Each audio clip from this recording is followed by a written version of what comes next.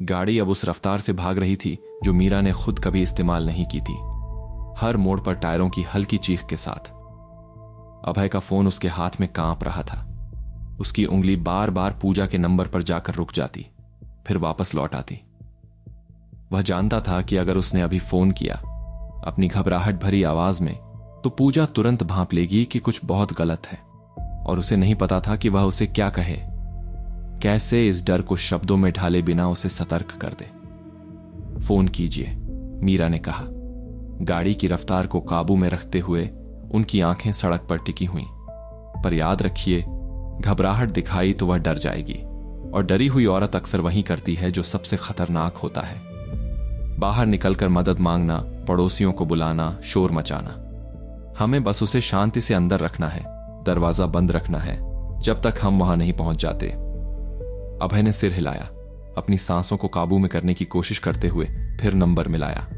घंटी 2 बार बजी और पूजा की आवाज आई, हमेशा की तरह गर्मजोशी से भरी।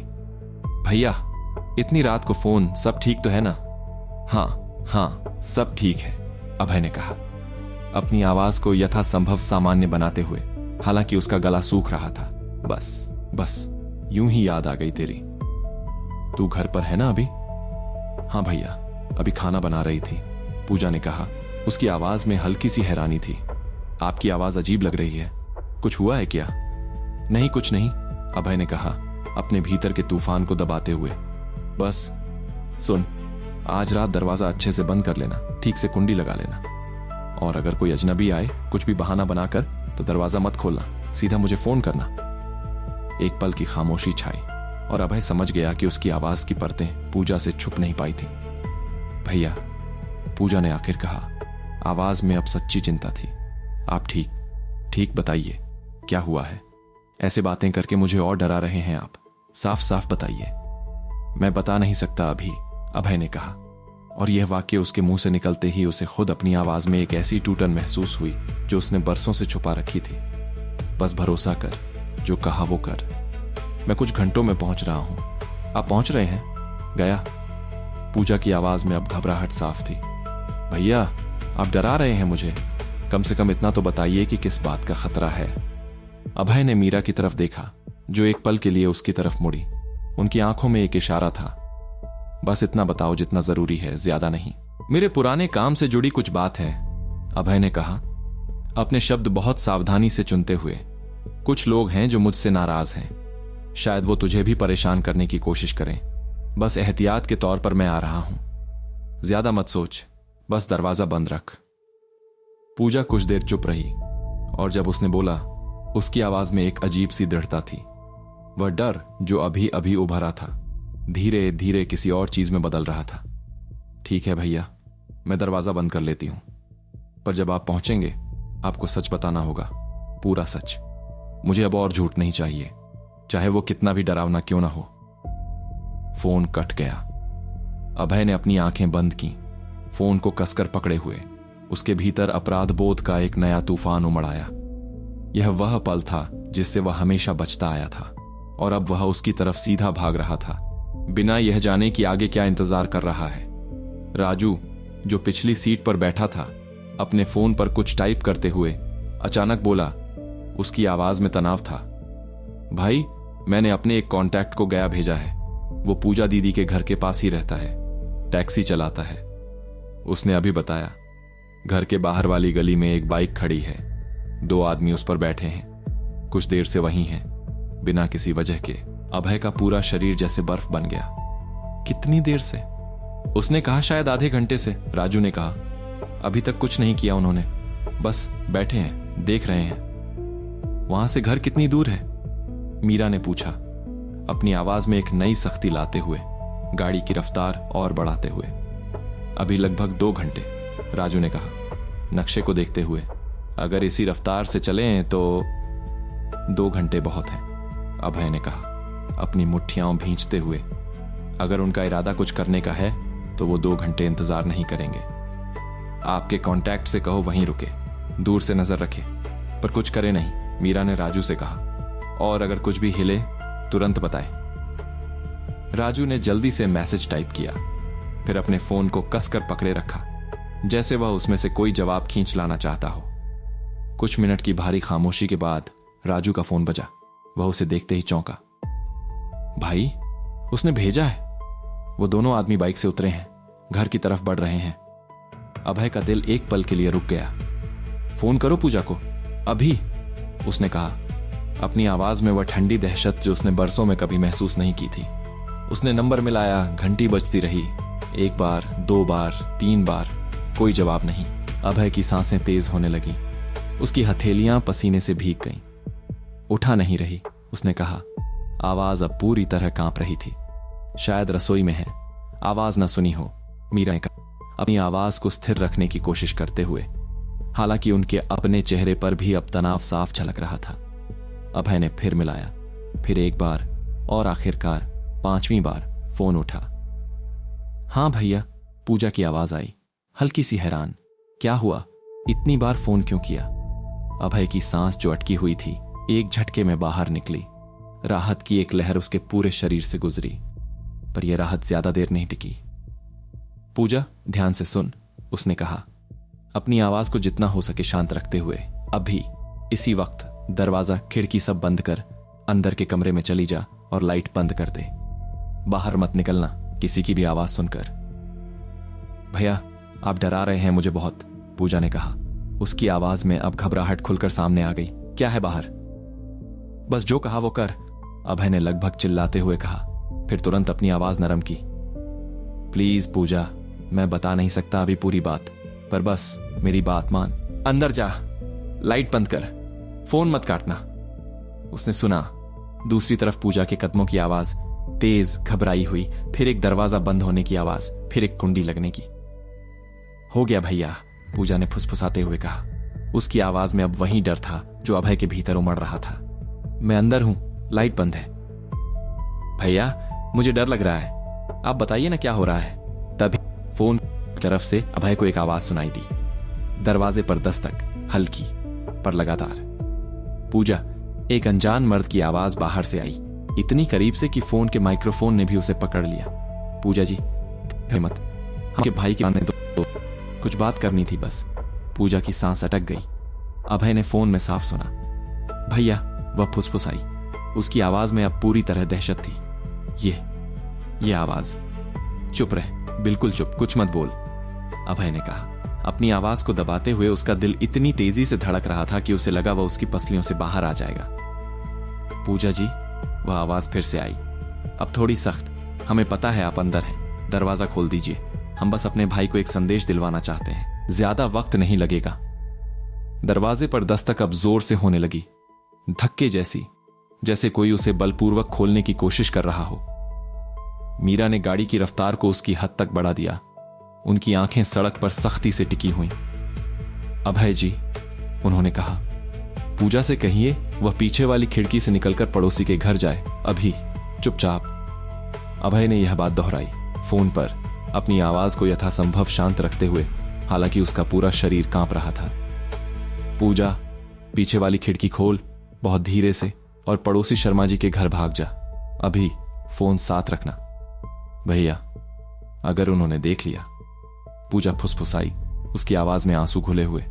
नहीं देखेंगे, वो दरवाजे पर है, पिछवाड़े में नहीं, अभय ने कहा, अपनी आवाज में जितना यकीन ला सकता था लाते हुए, हालांकि उसे खुद इस पर भरोसा नहीं। बस जा, अभी। कुछ पल की भयानक खामोशी छाई। सिर्फ दरवाजे पर होती दस्तक की आवाज फोन के दूसरी तरफ से गूंजती रही, धीरे धीरे और तेज होती हुई। फिर बहुत हल्की सी चरचराहट, खिड़की खुलने की आवाज और पूजा की बहुत धीमी कांपती सांसें। मैं बाहर आ गई भैया, पूजा फुसफुसाई। कुछ पल बाद पीछे की गली में हूं, शर्मा जी के घर की तरफ जा रही हूं। अभय ने अपनी आंखें बंद कर लीं।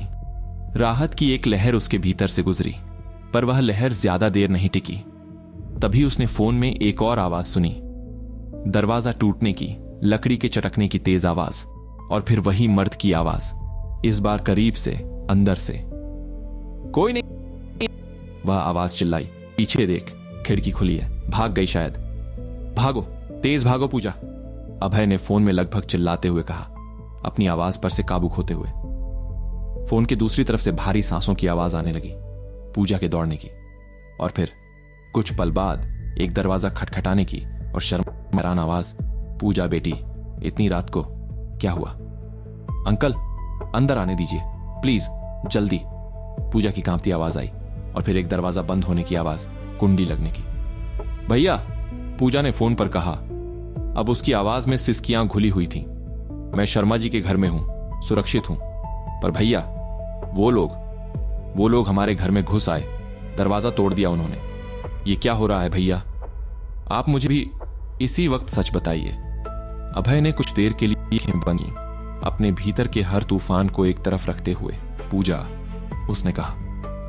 आवाज में अब कोई छुपाव नहीं था, सिर्फ थकी हुई सच्चाई। मैं तुझे सब बताऊंगा जब पहुंचूंगा, वादा करता हूं। अभी बस शर्मा जी के घर में रह, बाहर मत निकलना, चाहे कुछ भी हो। हम बस 2 घंटे में पहुंच रहे हैं। ठीक है भैया, पूजा ने कहा। उसकी सिसकियां धीमी होती जा रही थीं, जैसे उसने खुद को संभालने की कोशिश की हो। पर भैया, मुझे डर लग रहा है, बहुत डर लग रहा है। मुझे पता है, अभय ने कहा। उसकी अपनी आवाज भी कांप गई। मुझे माफ कर दे, मुझे बहुत पहले तुझे सब बता देना चाहिए था। फोन कटने के बाद अभय कुछ देर तक बस अपने हाथ में पकड़े फोन को देखता रहा। उसकी आंखों में एक ऐसी नमी थी जो उसने बरसों से किसी को नहीं दिखाई थी। मीरा ने उसकी तरफ एक पल के लिए देखा, फिर वापस सड़क पर नजरें टिका ली। वह सुरक्षित है, उन्होंने कहा, आवाज में एक अजीब सी नरमी। यही सबसे जरूरी बात है अभी। सुरक्षित है, पर डरी हुई है, अभय ने कहा, अपनी मुट्ठियां भींचते हुए। और यह उन लोगों की वजह से है जिनका पीछा हम कर रहे हैं। मीरा जी, ये लोग मेरे परिवार तक पहुंच गए सिर्फ इसलिए क्योंकि मैं आपकी टीम में शामिल हुआ। मीरा ने कुछ देर चुप रहकर जवाब दिया। उनकी आवाज में इस बार कोई रणनीतिक ठंडक नहीं थी, बल्कि एक सच्चा भारीपन। मुझे अफसोस है अभय जी, ये मेरी गलती है। मुझे पहले ही आपके परिवार की सुरक्षा का इंतजाम करना चाहिए था। जैसे ही आप हमारे साथ जुड़े, मैंने अंदाजा नहीं लगाया कि वो लोग इतनी जल्दी इतना आगे बढ़ जाएंगे। राजू, जो अब तक चुप बैठा था, अपने फोन पर लगातार अपने कांटेक्ट से मैसेज का इंतजार करते हुए आखिर बोला। उसकी आवाज में एक अजीब सी उलझन थी। भाई, एक बात समझ नहीं आ रही, बच्चू सिंह को पूजा दीदी के घर का पता कैसे चला?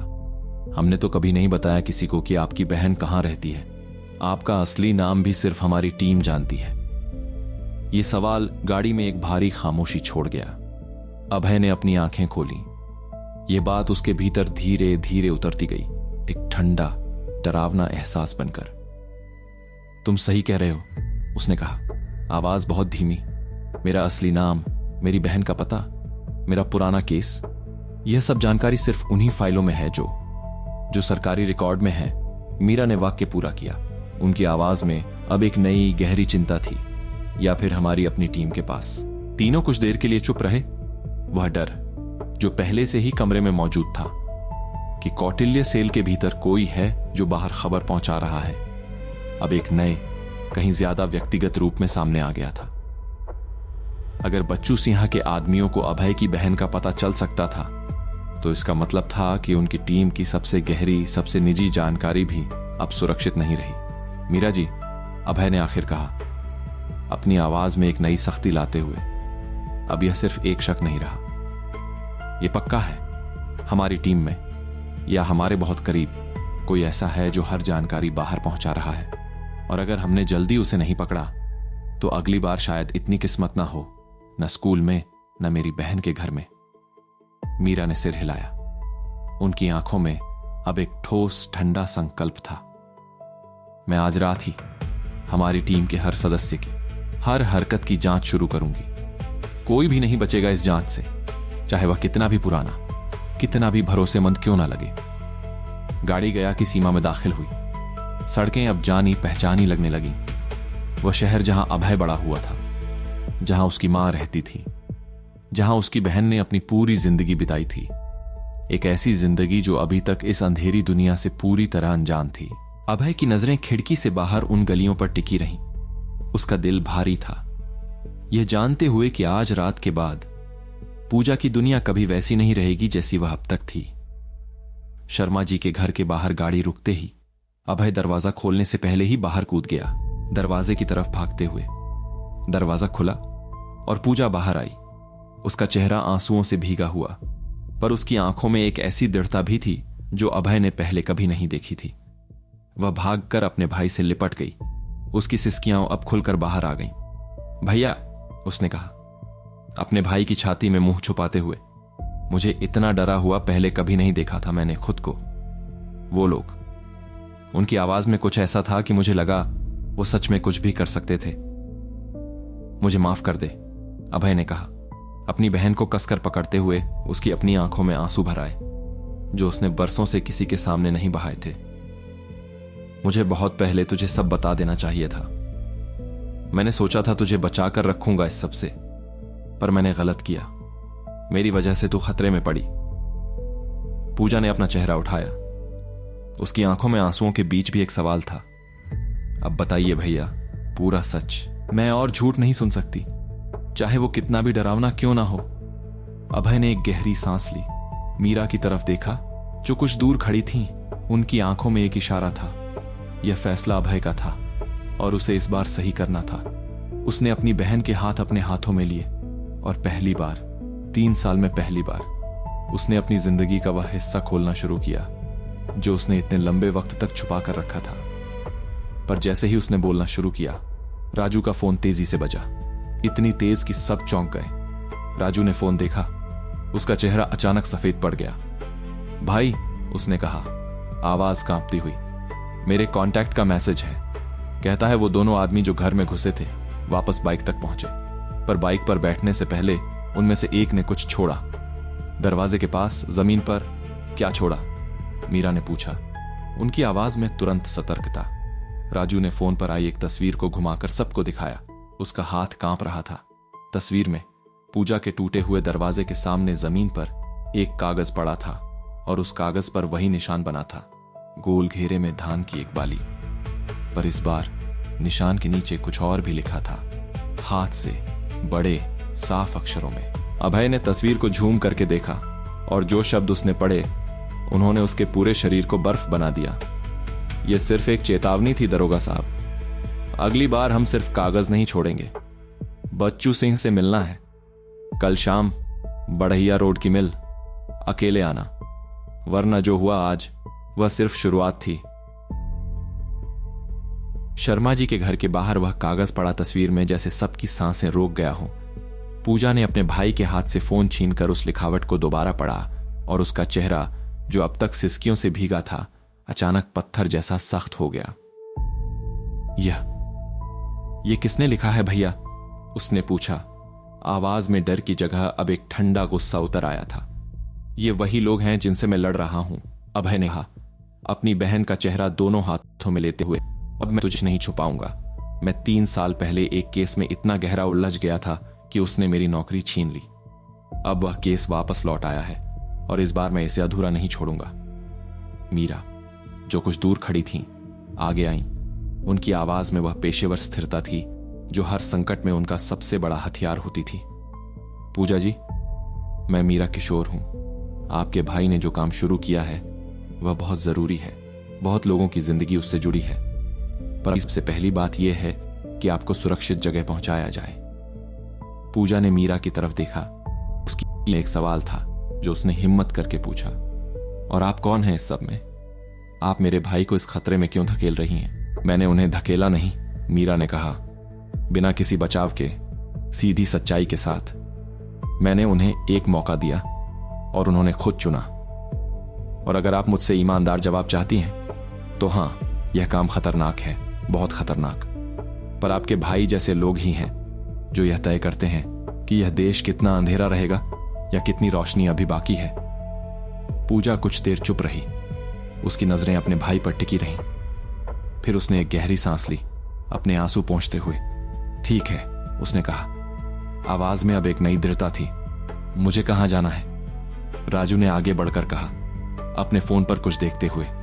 दीदी, हमारे पास एक सुरक्षित जगह है, यहां से कुछ घंटे दूर।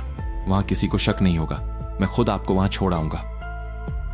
अभय ने अपनी बहन को फिर से गले लगाया, इस बार लंबे वक्त तक, जैसे यह गले लगाना उन सारे बरसों की माफी मांगने की कोशिश हो जो उसने झूठ बोलकर गुजारे थे। मैं करता हूं, उसने कहा। यह खत्म होते ही मैं तुझे सब कुछ बताऊंगा, हर बात, बिना कुछ छुपाए। मुझे बस ये वादा चाहिए कि आप वापस आएंगे, पूजा ने कहा। उसकी आवाज कांप गई। भैया, वो कागज में लिखा था कि आप कल अकेले उस मिल पर जाएं। आप जाएंगे तो नहीं वहां? अभय ने कोई जवाब नहीं दिया। उसकी खामोशी ही उसका जवाब बन गई। पूजा की आंखों में फिर से आंसू आ गए, पर इस बार उसने कुछ नहीं कहा। बस अपने भाई को एक आखिरी बार कसकर पकड़ा, जैसे यह जानते हुए कि आगे बहस करने से कुछ नहीं बदलेगा। राजू पूजा को लेकर निकल गया।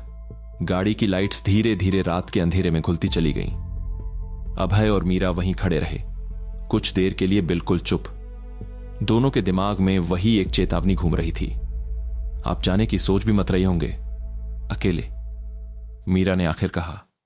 उनकी आवाज में सख्ती थी। मुझे जाना होगा, अभय ने कहा, अपनी नजरें दूर अंधेरे पर टिकाए हुए। मीरा जी, सोचिए, बच्चू सिंह ने यह चेतावनी क्यों भेजी? अगर वह सिर्फ मुझे डराना चाहता तो वह सीधा मुझे या मेरी टीम को निशाना बना सकता था, चुपचाप, बिना किसी सूचना के। पर उसने मुझे बुलाया है, आमने सामने। इसका मतलब है कि वह मुझसे कुछ चाहता है, कोई बात करनी है उसे, कोई सौदा या कोई धमकी जो वह सीधे मेरे मुंह पर देना चाहता है, या फिर वह आपको मारना चाहता है, आमने सामने, ताकि यह संदेश बाकी सबके लिए साफ हो जाए कि हमसे टकराने का क्या नतीजा होता है, मीरा ने कहा। उनकी आवाज में एक भारी चिंता थी। यह भी मुमकिन है, अभय ने माना, पर अगर मैं नहीं गया तो अगली चेतावनी शायद कागज पर नहीं होगी। अगली बार शायद मेरी बहन को या आपको या राजू को कुछ हो जाए। मैं यह जोखिम नहीं ले सकता। मीरा कुछ देर चुप रही। उनकी आंखें अभय के चेहरे पर टिकी रहीं, जैसे वह उसके भीतर की उस जिद को पढ़ने की कोशिश कर रही हो जो उन्होंने पहले भी कई बार देखी थी। ठीक है, उन्होंने आखिर कहा, पर अकेले नहीं, बिना किसी योजना के नहीं। अगर आपको जाना ही है तो हम इसे सही तरीके से करेंगे। अगली सुबह बोरिंग रोड के उस गुप्त कमरे में मीरा ने एक बड़ा नक्शा मेज पर बिछाया। बढ़ैया रोड की मिल की बनावट, जो बिट्टू महतो से मिली जानकारी और उनकी अपनी पुरानी निगरानी के आधार पर बनाई गई थी। अगर आप जा रहे हैं, मीरा ने कहा, अपनी उंगली नक्शे पर घुमाते हुए, तो हम कम से कम यह सुनिश्चित करेंगे कि आप वहां पूरी तरह अकेले ना हो, भले ही बच्चू सिंह को यह लगे कि आप अकेले हैं। राजू, जो रात भर पूजा को सुरक्षित जगह छोड़कर लौटा था, अपनी थकी आंखों के बावजूद उत्साह से आगे आया। भाई, मेरे पास एक आइडिया है। एक छोटा सा माइक्रोफोन डिवाइस है मेरे पास, बटन जैसा दिखता है, आपकी शर्ट में सिल सकते हैं। इससे हम बाहर से पूरी बातचीत सुन पाएंगे, और अगर कुछ गलत लगे हम तुरंत हरकत में आ सकते हैं। और गाड़ी? अभय ने पूछा। मिल से लगभग 1 किलोमीटर दूर एक पुराना बंद पेट्रोल पंप है, मीरा ने कहा। नक्शे पर उस जगह को इशारा करते हुए वहां से हम गाड़ी में इंतजार करेंगे। अगर आपको खतरा महसूस हो तो वर्ड बोलिएगा, गंगा। ये सुनते ही हम अंदर आ जाएंगे, चाहे कुछ भी हो। अभय ने सिर हिलाया, अपने भीतर की बेचैनी को दबाते हुए। और अगर बच्चू सिंह मुझे तलाशी लेगा, माइक्रोफोन मिल गया तो? वह जोखिम है, मीरा ने माना, पर हमारे पास इससे बेहतर कोई तरीका नहीं है। आप वहां पूरी तरह अकेले नहीं जाएंगे, ये मेरी शर्त है, नहीं तो मैं आपको जाने ही नहीं दूंगी। दोपहर होते होते टीम की तैयारी पूरी हो गई। अभय ने साधारण कपड़े पहने, कोई हथियार नहीं, जैसा कि बच्चू सिंह के आदमियों को शायद उम्मीद होगी। एक दरोगा जो अब सिर्फ एक टूटा हुआ आदमी है, बिना किसी सुरक्षा के आया हुआ। पर उसकी शर्ट के कॉलर में बहुत बारीकी से राजू का वह छोटा माइक्रोफोन सिला हुआ था, जो शायद ही किसी की नजर में आता। गाड़ी में बैठने से पहले अभय ने मीरा की तरफ देखा। उसके में एक सवाल था जो उसने बरसों से किसी से नहीं पूछा। मीरा जी, अगर आज कुछ हो जाए मुझे, मेरी बहन का ख्याल रखिएगा। मीरा ने एक पल के लिए उसकी आंखों में देखा। उनके चेहरे पर वह हमेशा वाली पेशेवर स्थिरता एक पल के लिए हिली और एक इंसानी नरमी उभर आई। आप वापस आएंगे अभय जी, मैं इसे सुनिश्चित करूंगी। शाम ढलते ढलते अभय की गाड़ी बढ़िया रोड की तरफ बढ़ी। मीरा और राजू पीछे एक दूसरी गाड़ी में दूरी बनाए हुए। रास्ते भर अभय की नजरें खिड़की से बाहर टिकी रहीं। धान के हरे भरे खेत पीछे छूटते हुए, और उसके दिमाग में बार बार वह पुराना चेहरा घूम रहा था, प्रकाश यादव का अपहरणकर्ता, जिसे उसने 3 साल पहले पकड़ा था। और वह सवाल जो उस दिन भी अनसुलझा रह गया था, असली मास्टरमाइंड कौन था? मिल का परिसर दूर से ही अपनी ऊंची चिमनी और लोहे के बड़े गेट से पहचाना जा सकता था। चावल की भूसी जलने की हल्की गंध हवा में घुली हुई। गेट पर 2 गार्ड खड़े थे, बंदूकें कंधे पर लटकाए। उनकी नजरें गाड़ी को देखते ही सतर्क हो गईं। अभय ने गाड़ी रोकी, उतरा, अपने हाथ हल्के से ऊपर उठाए, यह दिखाते हुए कि वह निहत्था है। अभय रंजन, उसने कहा। आवाज में जितनी स्थिरता ला सकता था लाते हुए बच्चू सिंह ने बुलाया है। एक गार्ड ने उसकी तलाशी ली, हाथों से पूरे शरीर को टटोलते हुए अभय की सांसें एक पल के लिए अटक गईं जब गार्ड का हाथ उसके कॉलर के पास पहुंचा, पर वह वहां से आगे बढ़ गया बिना कुछ महसूस किए। ठीक है, गार्ड ने कहा, अंदर आओ। अभय को परिसर के भीतर ले जाया गया। वही नक्शा जो उसने दिमाग में बनाया था अब सच में उसके सामने था। बोरों के ढेर, तराजू और एक बड़ा दफ्तर जैसा कमरा जहां रोशनी तेज थी। कमरे के भीतर एक बड़ी मेज के पीछे एक आदमी बैठा था। भारी शरीर, मूंछें, गले में सोने की मोटी चेन, आंखों में वह रौब जो सालों की बादशाहत से आता है। यह बच्चू सिंह था। उसके पीछे 2 आदमी खड़े थे, हथियारबंद। चुप, आओ दरोगा साहब, बच्चू सिंह ने कहा। उसकी आवाज भारी, धीमी, हर शब्द को नाप तौलकर बोलने वाली। बैठो। अभय बैठ गया, अपनी नजरें बच्चू सिंह पर टिकाए हुए, अपने भीतर के डर को अपने चेहरे पर आने से रोकते हुए। और जैसे ही उसकी नजरें बच्चू सिंह के चेहरे पर गहरी हुईं, उसके दिमाग में कुछ खटका। वह चेहरा, वह खास का जिससे बच्चू सिंह की आंखें सिकुड़ती थीं जब वह किसी को घूरता था, वह एक निशान जो उसके बाएं हाथ पर था, कलाई के पास, जला हुआ सा। अभय की सांस अटक गई। यह चेहरा, यह निशान, उसने यह पहले भी कहीं देखा था, बहुत साल पहले, एक धुंधली बारिश भरी रात में, जब वह प्रकाश यादव के अपहरणकर्ताओं का पीछा कर रहा था। क्या हुआ दरोगा साहब? बच्चू सिंह ने पूछा। उसके होठों पर एक हल्की जानने वाली मुस्कान आई। ऐसे क्यों घूर रहे हो मुझे, जैसे भूत देख लिया हो? तुम्हारा हाथ, अभय ने कहा, अपनी आवाज को स्थिर रखने की कोशिश करते हुए, हालांकि उसका दिल जोर से धड़क रहा था। यह जला हुआ निशान मैंने यह पहले देखा है, 3 साल पहले, एक अंधेरे, एक फार्म हाउस के बाहर। तुम वहां थे? बच्चू सिंह की मुस्कान थोड़ी चौड़ी हुई। उसकी आंखों में एक अजीब सी तारीफ भरी चमक आई। बहुत तेज याददाश्त है तुम्हारी दरोगा साहब। हां, मैं वहां था उस रात। मैं ही वह आदमी था जो प्रकाश यादव के अपहरण में सबसे पीछे था, सबसे नीचे की कड़ी, बस एक मोहरा। तुमने मेरे साथियों को पकड़ा, मुझे नहीं पकड़ पाए। मैं भाग निकला अंधेरे में उस रात जब तुम्हारी पूरी टीम फार्म हाउस को घेर रही थी। अभय के भीतर एक साथ कई भावनाएं उमड़ी। गुस्सा कि यह आदमी 3 साल तक आजाद घूमता रहा, और एक अजीब सी राहत कि आखिरकार वह कड़ी मिल गई जो उस पुराने केस को इस नए साजिश से जोड़ती थी। तो तुम ही वह थे, उसने कहा, अपनी आवाज में दबा हुआ गुस्सा, जिसने वह निशान बनाया, धान की बाली वाला। यह तुम्हारा निशान है? बच्चू सिंह हंसा, एक भारी आत्मविश्वास से भरी हंसी। नहीं दरोगा साहब, यह निशान मेरा नहीं है। यह निशान उसका है जिसके लिए मैं काम करता हूं, और उससे पहले भी जिसके लिए काम करता था। यह निशान बरसों पुराना है, मुझसे भी पुराना, तुम्हारे उस केस से भी पुराना। मैं तो बस एक हूं इस बड़े शरीर का। अभय का दिल एक पल के लिए रुक गया। तो तुम्हारे ऊपर कोई और है, सूत्रधार। बच्चू सिंह की मुस्कान अचानक गायब हो गई। उसकी आंखों में एक अजीब सी सावधानी उतर आई, जैसे यह नाम लेना ही खतरनाक हो। ये लो दरोगा साहब, उसने कहा, आवाज में पहली बार एक हल्की सी कंपी। यहां इस कमरे में भी नहीं। दीवारों के भी कान होते हैं, और कुछ कान बहुत दूर तक सुनते हैं। अभय ने इस पल को नोट किया। पहली बार बच्चू सिंह जैसा रौबदार आदमी डरा हुआ दिखा। तुम क्यों डरते हो उससे? उसने पूछा, आगे झुकते हुए। तुम इतना बड़ा नेटवर्क चलाते हो, इतने आदमी हैं तुम्हारे पास, फिर भी तुम एक नाम सुनकर कांप जाते हो। बच्चू सिंह कुछ देर चुप रहा। उसकी नजरें मेज पर टिकी रहीं। फिर उसने धीरे से कहा, आवाज में एक अजीब सी थकान, तुम नहीं समझोगे दरोगा साहब। तुम सोचते हो मैं यहां का राजा हूं, इस मिल का, इस इलाके का, पर सच यह है कि मैं भी एक कठपुतली हूं। बस डोर बहुत लंबी है, इतनी लंबी कि मुझे लगता है मैं आजाद हूं। पर जब भी वो डोर खींची जाती है, मुझे याद आ जाता है कि मैं कितना छोटा हूं इस खेल में। तो फिर मुझे यहां क्यों बुलाया?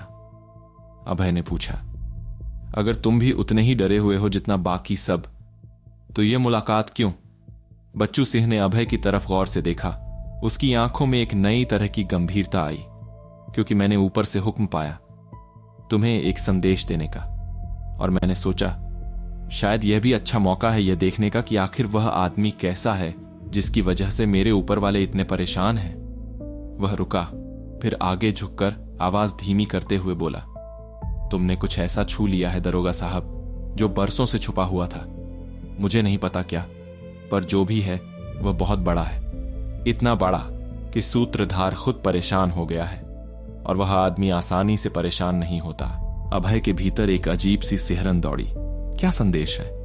बच्चू सिंह ने अपनी मेज की दराज खोली, एक लिफाफा निकाला, अभय की तरफ बढ़ाया। ये पढ़ो। अभय ने कांपते हाथों से लिफाफा खोला।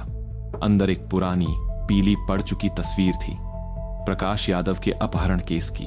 वही फार्म हाउस, वही रात, पर इस तस्वीर में कुछ ऐसा था जो अभय ने पहले कभी नहीं देखा था।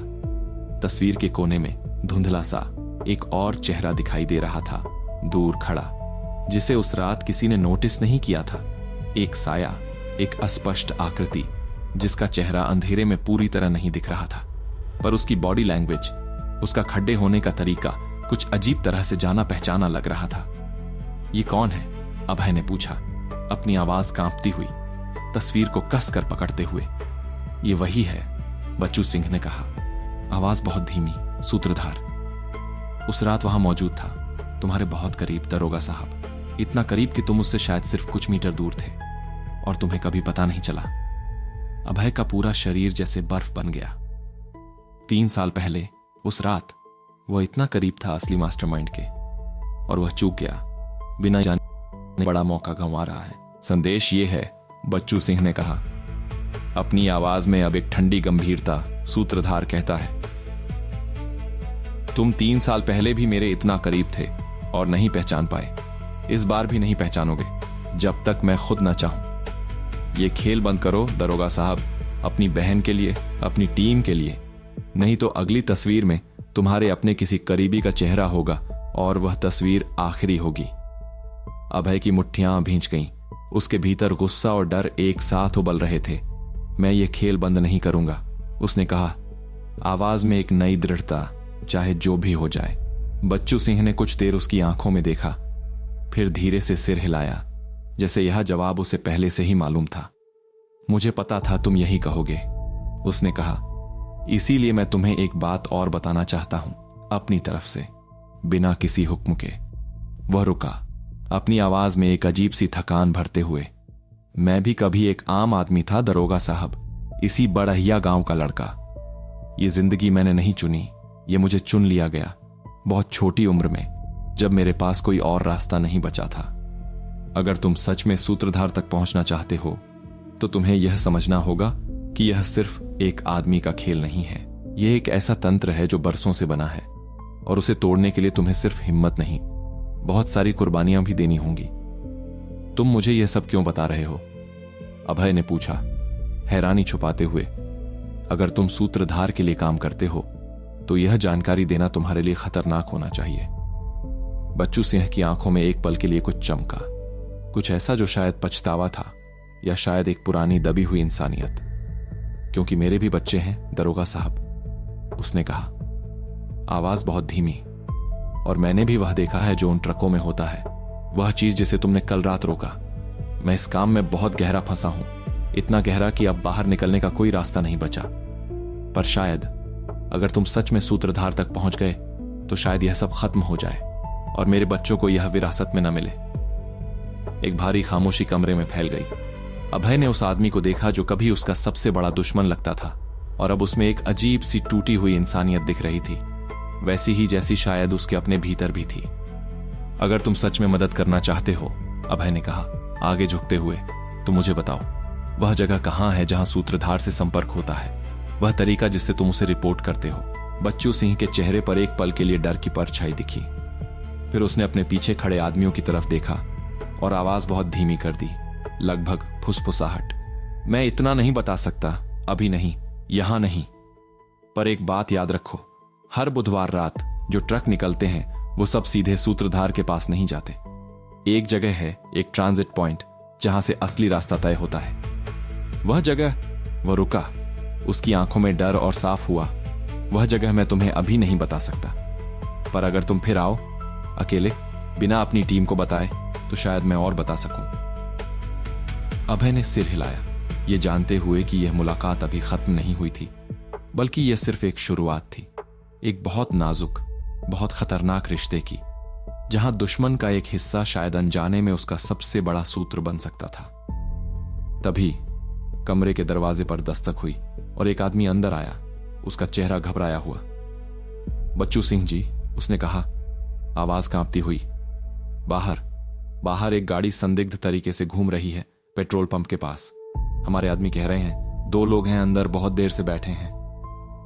अभय का दिल एक पल के लिए रुक गया। मीरा और राजू। बच्चू सिंह की आंखें अभय की तरफ मुड़ी। उनमें अब एक नई सतर्कता थी, जो पहले की खुली बातचीत को एक झटके में बदल सकती थी। तुम अकेले नहीं आए, बच्चू सिंह ने कहा। आवाज में अब वह पुरानी रौबदारी वापस आ गई थी। मैंने कहा था अकेले। अभय ने कुछ पल के लिए सोचा, फिर सीधी नजरों से बच्चू सिंह को देखा। मेरी टीम मुझे इतना भरोसा नहीं करती कि मुझे पूरी तरह अकेला छोड़ दे, खासकर जब बुलाने वाला तुम जैसा आदमी हो। यह मेरी गलती नहीं, यह उनकी फिक्र है। बच्चू सिंह कुछ देर चुप रहा। उसकी आंखों में एक फैसला बनता दिखा। फिर उसने अपने आदमी की तरफ देखा। जाने दो उन्हें, कुछ मत करना। यह आदमी आज मेहमान है और उसके साथ ही उसकी फिक्र में है। यह कोई अपराध नहीं। फिर उसने अभय की तरफ देखा, आवाज में एक आखिरी चेतावनी। पर अगली बार अगर तुम्हें और बातें जाननी हैं तो सच में अकेले आना होगा दरोगा साहब। भरोसा दोनों तरफ से चलता है। अभय उठ खड़ा हुआ, अपने भीतर के तूफान को छुपाते हुए, उस तस्वीर को अपनी जेब में सावधानी से रखते हुए। मैं आऊंगा, उसने कहा, जब वक्त होगा। बाहर निकलते हुए, गार्डों के बीच से गुजरते हुए, अभय की नजरें बार बार उस लिफाफे की तरफ जाती रहीं जो अब उसकी जेब में था। वह धुंधली तस्वीर जिसमें एक साया, एक अनजान चेहरा 3 साल पहले उसके इतने करीब खड़ा था। गाड़ी तक पहुंचते ही मीरा और राजू दौड़ते हुए आए। उनके चेहरों पर चिंता साफ झलक रही थी। क्या हुआ अंदर? मीरा ने पूछा, उनकी आवाज में बेचैनी। अभय ने कुछ पल के लिए कुछ नहीं कहा, बस अपनी जेब से वह तस्वीर निकाली, कांपते हाथों से मीरा को थमाई। ये देखिए, उसने कहा, आवाज कांपती हुई। 3 साल पहले उसी रात सूत्रधार के इतना करीब उठ गई कि मैं उससे बस कुछ दूर खड़ा था और मुझे ही नहीं चला। मीरा ने तस्वीर को गौर से देखा, उस धुंधले साए को। उनकी आंखों में एक गहरी उलझन उभरी। यह चेहरा इतना धुंधला है कि पहचानना नामुमकिन है, पर उसकी बॉडी लैंग्वेज। वह रुकी, कुछ देर तस्वीर को घूरती रही, फिर उनका चेहरा अचानक पीला पड़ गया, जैसे कोई बहुत पुरानी, बहुत दर्दनाक याद उनके भीतर जाग उठी हो। क्या हुआ मीरा जी? अभय ने पूछा, उनके चेहरे के बदलाव को नोट करते हुए। मीरा ने कुछ पल के लिए जवाब नहीं दिया। उनकी उंगलियां तस्वीर के उस साए पर कांपते हुए फिरती रहीं, जैसे वह किसी बहुत पुराने भूत को छू रही हो। यह खड़े होने का तरीका, उन्होंने आखिर बहुत धीमी आवाज में कहा, मैंने यह कहीं देखा है, बरसों पहले, पर यह मुमकिन नहीं है। क्या मुमकिन नहीं है? अभय ने पूछा। उसकी आवाज में अब एक नई बेचैनी थी। मीरा ने तस्वीर से नजरें उठाई, अभय की तरफ देखा। उनकी आंखों में एक ऐसा डर था जो अभय ने पहले कभी उनके चेहरे पर नहीं देखा था। यह वैसे ही खड़ा होता था, उन्होंने कहा, आवाज लगभग टूटती हुई। मेरे पुराने साथी की तरह, बरसों पहले दिल्ली में, जो एक मिशन में मारा गया माना जाता था।